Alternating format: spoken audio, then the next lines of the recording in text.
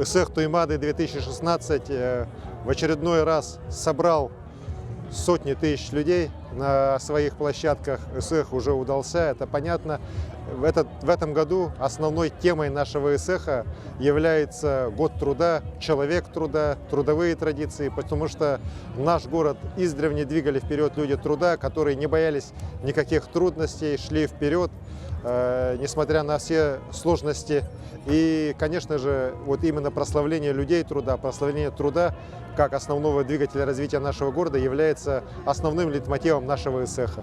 И сегодня на многих площадках как раз будут славить трудовые династии нашего города, наших ветеранов, тех людей, которые сегодня своим трудом прославляют наш город, нашу республику, нашу страну. Сегодня на нашем ЭСЭХе присутствуют гости из десятков стран мира, и, конечно, они все выражают восхищение нашей культурой, самобытной культурой, нашим праздником, тем, что вот этот праздник ЭСЭХ, который пришел к нам из глубины столетия, он не то что не исчез, он, наоборот, обогатился и стал сегодня тем праздником, который объединяет не только народ Саха, но и жителей 100 с лишним народов, которые живут в нашем городе Якутске.